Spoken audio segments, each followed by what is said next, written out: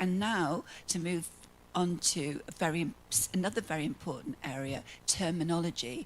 Some of you will notice many of us have been using the phrase parenting leave, and you might wonder, what is that?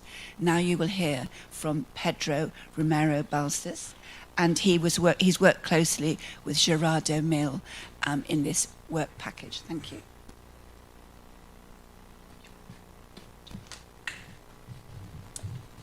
Hello, thank you, Margaret, for the presentation. And I would like to thank also the organizers, Irina and Vera, and the rest of the COSACTION. And I'm going to talk about the results, some of the results and the output of that have been done in the working group 4 on terminology. And I would like to say that Gerardo Meil has been the co-coordinator from the first 2 years of the COSACTION project, and sadly, he's not being able to come here today to the final conference. So let's see.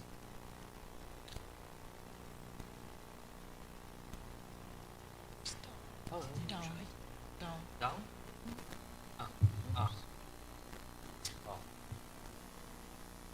Thank you. And so our working group has covered these different 3 deliverables. One is organization of session in international conference. The second one is a comprehensive and sustainable paid parenting leave terminology, and the third one is on publication. The results that I'm going to present. First one, in the year 2023 and 2024, we have participated in 2 different international conferences. The first one organized the SPANET, organized in Warsaw, in Poland, coordinated by some members from the COSACTION project, and Sophie, Alison Kozlowski, and Gerardo Meil. And the next one in 2024 in Porto, in the European Sociological Association, we presented together with Catherine Tarley, also from the COSACTION, another section, both on parental leave, the link on parental leave, and the theoretical approaches.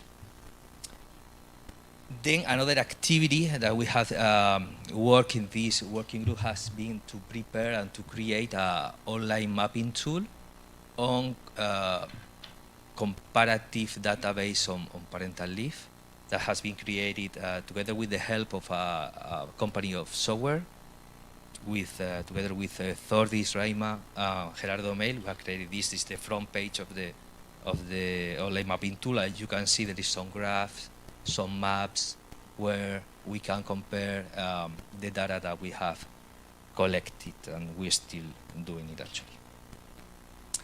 Then the major result that we have is a report on paid parental leave terminology that we have the help of many of the authors. Some of those you are here. Has been edited by Gerardo and myself. The authors are Sonia Doffler, Ana Escobedo, Dimitri Ivanova, Gerlinde Maurer, Gerardo Meil, Peter Moss, Thordis Raima, and myself. And Nadaf Perez, sorry, Nadaf Perez. We have, as the previous one, we have the introduction, conclusion section, but the 3 major chapters are the one focus on how terminology is treated by international organizations, and this chapter has been written by Sonia Doffler, Ana Escobedo, and Thordis Raima. There is the second chapter that is in the literature review on comparative studies by researchers, how they deal with terminology.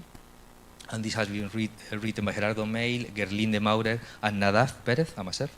And the last one is about how national countries, how native terminology is created or is discussed.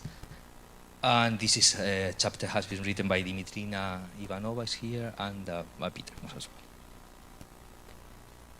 Then we also have other articles written in the frame of this working group, as the article written by Ana Escobedo and Peter Moss, Parental Leave and Gender in Spain, Terminology, Rational and Design, that is published in the journal Community, Work and Family. You can see there the reference. And Thordis Raima, together with Gerardo Meil and myself, has written a policy brief that, as the report, can be accessed or downloaded from the COSACTION webpage. and this policy brief is based on the result of on the report. Last, we're still working in the conclusion section, and tomorrow we will keep working on the working group meeting that we have at 11, together with Gerardo Meil, Eva Maria Smith, Gerlinde Maurer, Nadav Perez, and Sonia Doffler. This is a new article on how different comparative research studies that compare 3 countries or more, how they reflect, how they deal with the terminology that you use, and what are the impact on all the research process, and also in the same implication. As you can see there's a picture of us working last March in Vienna, in the Institute of Family, I think, Family Research of the University of Vienna. Then, some key outcomes, or some key, how many minutes? Messages. 1 minute, easy.